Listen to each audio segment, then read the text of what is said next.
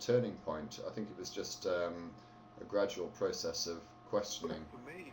For me, it was very much a case of, I went to a school where you had to go and say prayers and sing hymns every morning. Oh, well, yeah, we had that. It was so contrived what they had to do to make these ancient stories have any relevance in modern life. It's a bit like... Yeah, go. So it's a bit like if you... a lot of people probably who are watching live in the United States, so they won't understand this, but Radio 4 on the BBC has a programme in the morning, which is the best radio news programme and current affairs programme on radio.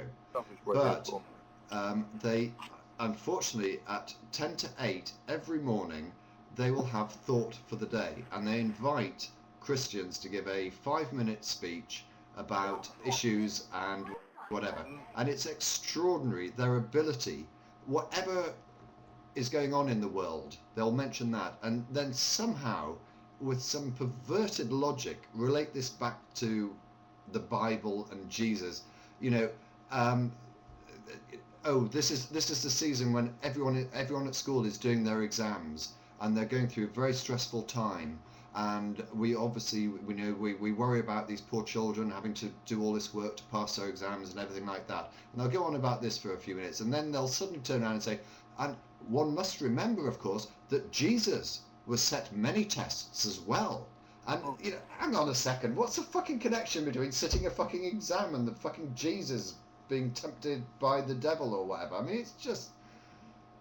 That really... That's the one part of the whole program in that the story of Jesus gets me out of bed. Completely out of the blue. It really does. Jesus is going around, and he has the miracle at Canaan. Then all of a sudden the devil turns up, and it's like, sorry. Well, where the hell did this come from? And the sequence in which the devil tempts Jesus varies across all the Gospels. So, why 4 Gospels as well? I mean, what's the point of having 4 Gospels? 4 versions of the same story. What's the point? Why not just have one? I mean, talk about redundancy. Yeah, but I'm studying this at the moment. You'll be familiar with with Enoch Powell, who's better known for his politics than he is for other things. But he was I don't know whether you know his background. He was studied classics at Cambridge, in particular Greek, and was the youngest professor ever. And was working at Sydney University as a professor just before the Second World War broke out, and came back and whatever. But after his political career, he returned to studying the Gospels and whatever. And he wrote a book. I mean, he's been dead for a few years now, but he wrote a book effectively saying that Matthew is the first Gospel. Yeah. And that Luke and James and Mark come after that, and are copies of it. And it's quite an interesting book. And you're talking about one of the most intelligent men that I've ever come across, who studied the original Greek. I mean, he brain the size of a fucking planet, but he does a very analytical study of where the Gospels came from. Now, even PCS, when I was allowed into his chat room in the olden days, I think his chat rooms are still running. Whether anyone goes there anymore, I don't know. Even he admitted that the first chapters of the New Testament were written 70 AD, so 40 years after Jesus died, which means that these people, the eyewitnesses, were all dead. You've got 40 years of Chinese whispers, and he tried to claim that 40 years of Chinese whispers and oral passing down of stories would not affect the validity of the content. Are you serious? Yeah. Look what 40 years of Chinese whispers has done to the moon landing conspiracy. Look what 5 years did to the World Trade Center, the truthers, or the birthers. I mean, how much further would it be that, given another 50 years, and Osama bin Laden used his telepathic powers to hypnotize the pilots too? Well, actually, I came up with what I thought was an original idea, or an original conspiracy theory a couple of days ago. My conspiracy theory was that the Twin Towers have not been, they were never damaged. They're still in existence. It's just some sort of optical illusion that makes them look like they're not there. And I thought this was an original idea, but apparently that's already going around the, somebody's already come up with that. Yeah, it's a hologram. Yeah, I mean, it's however bizarre. I mean, it's like Gorilla 199. I saw one of his videos and I was just so astonished. I thought I've got to do a parody of this, and I sat down and thought about it for some time, and I thought, no, I can't. I cannot come up with any lunacy that is beyond his capabilities of lunacy. With a thing at the bottom that says "No ponies necessary."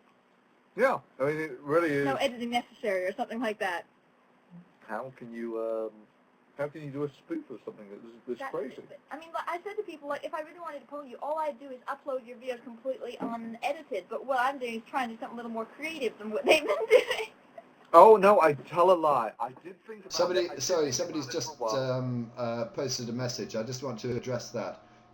It's Gaffel, who kindly did a portrait of me, if it's the same Gaffel, who also said that he knew one of the architects of the Twin Towers. I can imagine that they were devastated at their destruction, because they were supposed to be able to take the impact of a plane. But I also really liked your last video, which ridiculed the homophobe, and I think you were referring to Burberry or something. I grew up without Burberry, but then I got hold of it, and I hadn't had it in all my childhood, so I just had to fuck it and come all. I'm sorry, I won't go into too much detail, but yeah, I really like that video. Ridicule is the only method of dealing with arguments like that. It was a bit rude, but you made your point and you made it well. Going back to ridicule, this would have been my response to Gorilla 199, is that he is actually a subservient of the insectoids. You know, he's always going on about the reptilians. That means that he's got to be an insectoid. And then you put a special filter on the camera and you can see his antenna. You know? Twilight Zone. Yeah. Well, what I don't understand, the one video I saw about that he had done was and it's really the insectoids about the Alexandria Palace and St. Paul's Cathedral, and how the symbols in the building were clear evidence of the fact that they were UFO launch pads. Now, he didn't seem to go as far as to say that they'd actually been used as UFO launch pads, but the symbolism indicated that they clearly were, or they had the potential to, or I honestly I couldn't understand it, but it was such madness that I realised that even with my wonderful imagination, you can't be that crazy, even if you're trying to be. Right, the only way that you can be that batshit crazy is to not be firing on all cylinders. The only way to be that batshit crazy is to be batshit crazy. Yeah, I mean, you just can't. Yes, Andromeda, he does have a history of mental illness, and somebody posted a comment or a video about that. He was prosecuted a few years ago, and his defence, well, not his defence, because it wasn't a defence of insanity. His mitigation was the fact that he was very mentally disturbed.